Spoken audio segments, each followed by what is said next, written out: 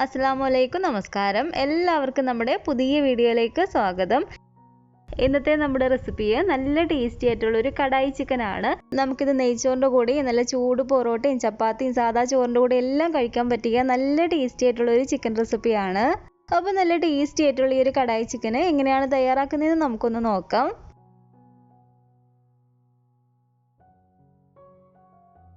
Kadai chicken ഉണ്ടാക്കാൻ വേണ്ടിയിട്ട് ഞാനിപ്പോൾ ഇവിടെ 1 കിലോ ചിക്കനാണ് എടുത്തിരിക്കുന്നത്. ചിക്കൻ ക്ലീൻ ചെയ്ത് നല്ലപോലെ തന്നെ കഴുകി അതിൻ്റെ വെള്ളമൊക്കെ തോർന്നിരിക്കുകയാണ്.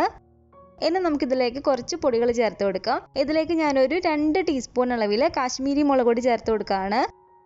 അതുപോലെ തന്നെ 1 ടീസ്പൂൺ അളവിൽ മല്ലിപ്പൊടിയും കൂടെ ഞാൻ ഇതിലേക്ക് ഇട്ട് കൊടുക്കുകയാണ്. അതുപോലെ ഒരു 1.5 ടീസ്പൂൺ അളവിൽ ഇഞ്ചി വെളുത്തുള്ളി പേസ്റ്റും കൂടെ നമുക്കിതിലേക്ക് ഇട്ട് കൊടുക്കാം. ഈ ഒരു വലിപ്പമുള്ള ഒരു നാരങ്ങ ഞാനിവിടെ എടുത്തിട്ടുണ്ട്. അത് മുഴുവൻ നമുക്കിതിലേക്ക് പിഴിഞ്ഞൊന്ന് ഊറ്റി കൊടുക്കാം. ചിക്കനിലേക്ക് ആവശ്യമായിട്ടുള്ള ഉപ്പും കൂടെ നമുക്ക് ചേർത്ത് കൊടുക്കാം കേട്ടോ. എന്നിട്ട് ഈ പൊടികളെല്ലാം കൂടി ചേർത്തിട്ട് നമുക്ക് കൈവച്ചിട്ട് തന്നെ നല്ലപോലെ തന്നെ ഒന്ന് മിക്സ് ചെയ്തിട്ട് എടുക്കാം. അപ്പോൾ പൊടികളെല്ലാം കൂടി ചേർത്തിട്ട് ചിക്കൻ നല്ലപോലെ തന്നെ ഞാനൊന്ന് മിക്സ് ചെയ്തെടുത്തിട്ടുണ്ട്. ഇനി ഇതൊരു മൂടി വെച്ച് അടച്ചു കൊടുത്തിട്ട് നമുക്കൊരു അരമണിക്കൂർ നേരത്തേക്ക് ഈ ഒരു ചിക്കൻ ഒന്ന് റെസ്റ്റ് ചെയ്യാൻ വേണ്ടിയിട്ട് വെക്കാം കേട്ടോ.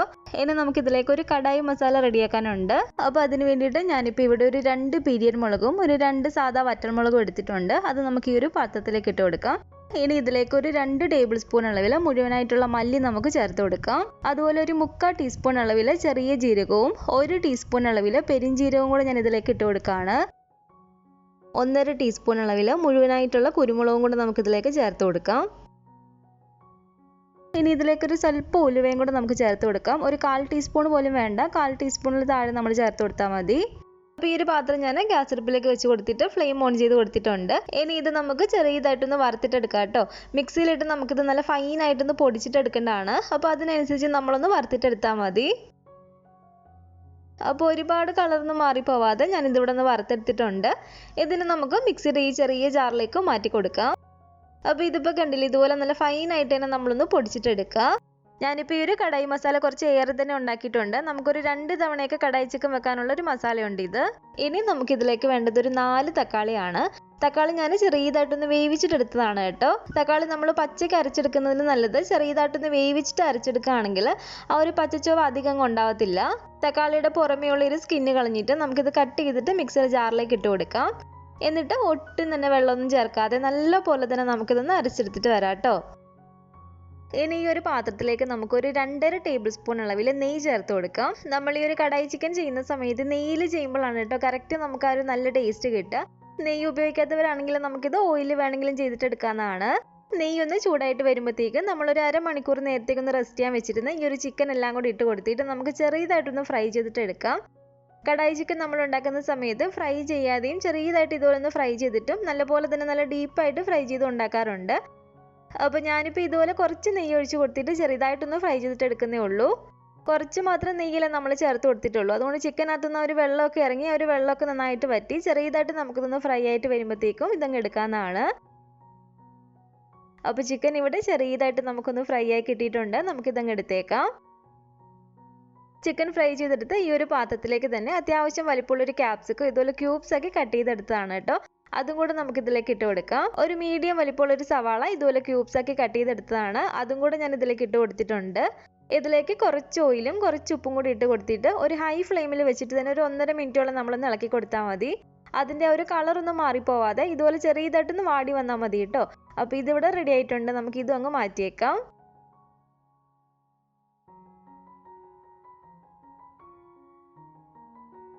ഇനി ഈ പാനിലേക്ക് ഞാനൊരു 2.5 ടേബിൾ സ്പൂണോളം നെയ്യ് ചേർത്ത് കൊടുക്കുകയാണ്. ഈ നെയ്യിലേക്ക് ഒരു 2 വറ്റൽമുളക് ഇതുപോലെ കീറിയിട്ട് ഞാൻ ഇട്ട് കൊടുക്കുകയാണ്. ഒരു 1/2 ടീസ്പൂൺ അളവിൽ മുഴുവനായിട്ടുള്ള കുരുമുളകും ചെറിയൊരു കറുവപ്പട്ടയും 2 ഗ്രാമ്പും കൂടി ചേർത്ത് കൊടുത്തിട്ടുണ്ട്. ഒരു 1/4 ടീസ്പൂൺ ചെറിയ ജീരകവും കൂടി ഇട്ട് കൊടുക്കാം കേട്ടോ. ഇതിലേക്ക് നമുക്ക് വേണമെങ്കിൽ 1-2 ഏലക്കായും കൂടി ചേർത്ത് കൊടുക്കാവുന്നതാണ്. ഏലക്കായുടെ ഒരു ടേസ്റ്റ് ഇഷ്ടമാണെങ്കിൽ മാത്രം നമ്മൾ ഇതിലേക്ക് ചേർത്ത് കൊടുത്താൽ മതി. ഞാനിപ്പോൾ ഇതിലേക്ക് ചേർക്കുന്നില്ല.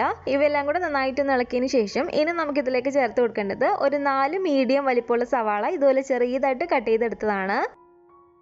ഈ സവാളയിലേക്ക് കുറച്ച് ഉപ്പും കൂടി ഇട്ട് കൊടുത്തിട്ട് നമുക്കിത് നല്ല പോലെ തന്നെ ഒന്ന് വഴറ്റിയിട്ട് എടുക്കാം. സവാള നമ്മൾ നന്നായിട്ട് ഒന്ന് വഴറ്റിയെടുക്കണം കേട്ടോ. എങ്കിലേ നമുക്കിത് നല്ല പെർഫെക്റ്റ് ആയിട്ട് കിട്ടത്തുള്ളൂ. അപ്പോൾ സവാള ഇതുപോലെ അത്യാവശ്യം നന്നായിട്ടൊന്ന് വഴണ്ടി വരുമ്പോഴത്തേക്കും ഇതിലേക്ക് ഒരു 1.5 ടേബിൾ സ്പൂൺ അളവിൽ ഇഞ്ചി വെളുത്തുള്ളി പേസ്റ്റും കൂടി ചേർത്ത് കൊടുക്കുകയാണ്. ഇഞ്ചി വെളുത്തുള്ളിയുടെ ആ ഒരു പേസ്റ്റ് ചേർത്ത് കൊടുത്തിട്ട് നമ്മൾ നന്നായിട്ട് ഇങ്ങനെ ഇളക്കി കൊടുക്കുക കേട്ടോ. ആ ഒരു പച്ച ചുവയൊന്ന് മാറി വരണം. അപ്പോൾ ആ ഒരു പച്ച ചുവയൊക്കെ മാറിയതിന് ശേഷം ഇനി നമുക്കിതിലേക്ക് ചേർത്ത് കൊടുക്കേണ്ടത് നമ്മൾ നേരത്തെ അരച്ചെടുത്ത് വെച്ചിരിക്കുന്ന ഈ ഒരു തക്കാളിയാണ്. തക്കാളി ചേർത്ത് നമ്മൾ ഇതുപോലെ ഇളക്കുമ്പോഴത്തേക്ക് ഇതുപോലെ കുറച്ച് ലൂസായിട്ടിരിക്കുന്ന ഒരു പരുവത്തിലല്ലേ ഇരിക്കുന്നത്. തക്കാളിയുടെ ആ ഒരു വെള്ളമൊക്കെ വറ്റിയിട്ട് നല്ലപോലെ തന്നെ നമുക്കിതൊന്ന് ഡ്രൈ ആയി കിട്ടണം. എങ്കിലേ ആ ഒരു ചുവയൊക്കെ നമുക്ക് നന്നായി മാറി കിട്ടത്തുള്ളൂ.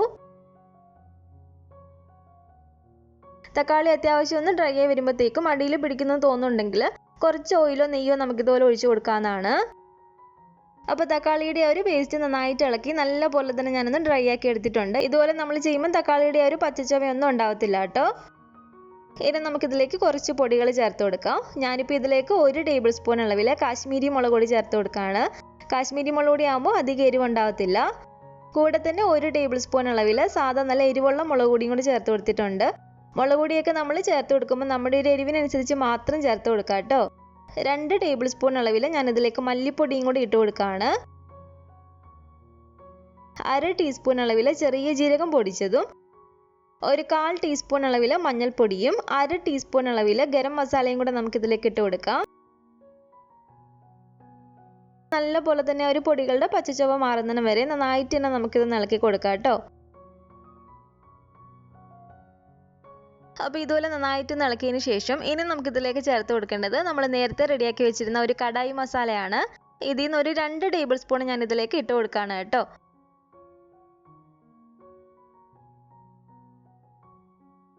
2 ടേബിൾ സ്പൂൺ കടായി മസാലയും കൂടി ഇട്ട് കൊടുത്തിട്ട് നല്ലപോലെ തന്നെ നമുക്കിത് ഇളക്കി കൊടുക്കാം.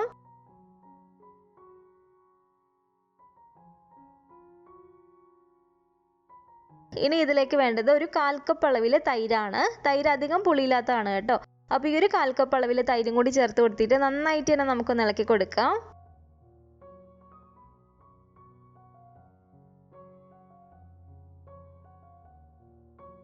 ഈ ഒരു സമയത്ത് ഉപ്പ് നോക്കിയിട്ട് ഉപ്പ് കുറവുണ്ടെങ്കിൽ ഉപ്പും കൂടി ചേർത്ത് കൊടുക്കുക. തൈരും കൂടി ചേർത്ത് നന്നായിട്ട് ഇളക്കിയതിന് ശേഷം നമ്മൾ ചെറുതായിട്ടൊന്ന് ഫ്രൈ ചെയ്ത് വെച്ചിരിക്കുന്ന ഈ ഒരു ചിക്കൻ കഷ്ണങ്ങളെല്ലാം കൂടി ഇതിലേക്ക് ഇട്ട് കൊടുത്തിട്ട് നന്നായിട്ട് ഒന്ന് ഇളക്കി കൊടുക്കുകയാണ്.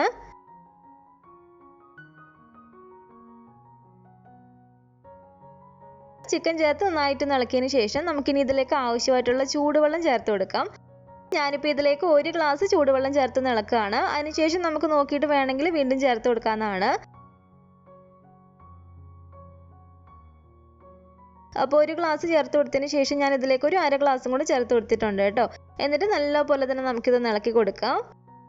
നമ്മൾ ഈ ഒരു ചിക്കൻ ചെറുതായിട്ടൊന്ന് ഫ്രൈ ചെയ്തിട്ട് എടുത്തിട്ടുള്ളൂ. കുറച്ചും കൂടി നമുക്കിതൊന്ന് വെന്ത് കിട്ടാനുണ്ട്. അപ്പോൾ നമുക്ക് ഈ മൂടി വെച്ച് അടച്ചു കൊടുത്തിട്ട് ചിക്കൻ നല്ലപോലെ തന്നെ നമുക്കൊന്ന് വേവിച്ചിട്ടെടുക്കാം. ഇടയ്ക്കതൊന്ന് ഇളക്കി കൊടുക്കാം കേട്ടോ, അടി പിടിക്കാതിരിക്കാൻ വേണ്ടിയിട്ട്. അപ്പോൾ ചിക്കനൊക്കെ വെന്ത് വരാനുള്ളൊരു സമയമായിട്ടുണ്ട്. നമുക്കൊന്ന് തുറന്ന് നോക്കാം കേട്ടോ. അപ്പോൾ ചിക്കനൊക്കെ നല്ലപോലെ തന്നെ നമുക്കൊന്ന് വെന്ത് കിട്ടിയിട്ടുണ്ട്.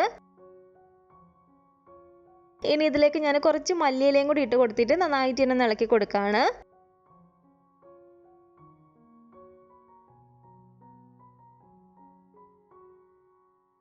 ഒരു ടേബിൾ സ്പൂണോളം ഇഞ്ചി ഇതുപോലെ നീളത്തിൽ അരിഞ്ഞതും കൂടി ഇട്ട് കൊടുത്തിട്ട് നമുക്ക് നന്നായിട്ടൊന്ന് ഇളക്കി കൊടുക്കാം.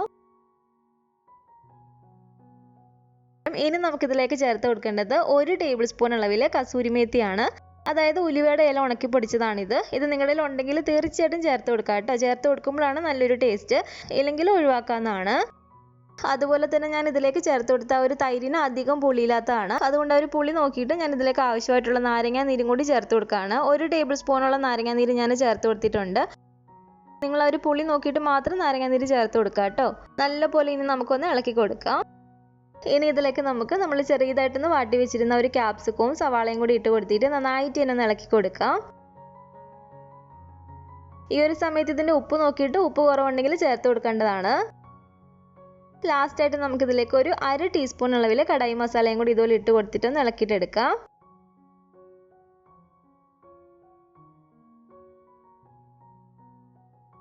ഇനി മൂടി വെച്ച് അടച്ചു കൊടുത്തിട്ട് നമ്മൾ 1 മിനിറ്റ് ഒന്ന് കുക്ക് ചെയ്തിട്ട് എടുത്താൽ മതി. അപ്പോൾ നല്ല ടേസ്റ്റി ആയിട്ടുള്ള നമ്മുടെ ഒരു കടായി ചിക്കൻ ഇവിടെ റെഡി ആയിട്ടുണ്ട്. ഇത് നെയ്ച്ചോറിൻ്റെ കൂടെയും ചപ്പാത്തി അപ്പവും സാധാ ചോറിൻ്റെ കൂടെ എല്ലാം കഴിക്കാൻ പറ്റിയ നല്ല ടേസ്റ്റി ആയിട്ടുള്ള ഒരു ചിക്കൻ റെസിപ്പിയാണ് കേട്ടോ. അതുപോലെ തന്നെ ഞാൻ ഇന്നലെ ഒരു കുൽച്ചയുടെ റെസിപ്പി ഇട്ടിരുന്നു. അതിൻ്റെ കൂടെ നല്ല ടേസ്റ്റാണ് കേട്ടോ. അപ്പോൾ ആ ഒരു റെസിപ്പി കാണാത്തവരുണ്ടെങ്കിൽ അതും കൂടെ ഒന്ന് കാണുക. അപ്പോൾ ഈ ഒരു കടായി ചിക്കൻ ഇതുവരെ ഉണ്ടാക്കി നോക്കാത്തവർ തീർച്ചയായിട്ടും ട്രൈ ചെയ്ത് നോക്കുക കേട്ടോ. എന്നിട്ട് നിങ്ങളുടെ അഭിപ്രായങ്ങളൊക്കെ മറക്കാതെ തന്നെ നമ്മുടെ കമൻറ്റ് ബോക്സിൽ വന്ന് അറിയിക്കുക. അതുപോലെ തന്നെ നമ്മുടെ ഈ ഒരു വീഡിയോ നിങ്ങൾക്ക് ഇഷ്ടപ്പെട്ടെങ്കിൽ ഒന്ന് ലൈക്കും കൂടെ ചെയ്തേക്കണേ. കൂടാതെ നമ്മുടെ ഈ ഒരു വീഡിയോ ആരെങ്കിലും ആദ്യമായിട്ട് കാണുന്നുണ്ടെങ്കിൽ താഴെ കാണുന്ന റെഡ് സബ്സ്ക്രൈബ് ബട്ടണും കൂടെ ഒന്ന് പ്രസ് ചെയ്ത് സപ്പോർട്ട് ചെയ്യണേ. കൂട്ടത്തിൽ ആ കാണുന്ന ബെല്ലൈക്കണും കൂടെ ഒന്ന് ക്ലിക്ക് ചെയ്ത് അതിൽ ഓൾ എന്ന ഓപ്ഷൻ തന്നെ കൊടുക്കുകയാണെങ്കിൽ ഞാൻ പുതിയ റെസിപ്പികളൊക്കെ ഇടുമ്പോൾ നിങ്ങൾക്കതിൻ്റെ നോട്ടിഫിക്കേഷൻ കിട്ടുന്നതായിരിക്കും. ഈ ഒരു വീഡിയോ നിങ്ങളുടെ ഫാമിലിയും ഫ്രണ്ട്സൊക്കെ ആയിട്ട് ഒന്ന് ഷെയർ ചെയ്ത് കൊടുക്കുക. ഇൻഷാ അല്ലാഹ് വീണ്ടും നമുക്ക് ഇതുപോലെ നല്ലൊരു റെസിപ്പി ആയിട്ട് കാണാം.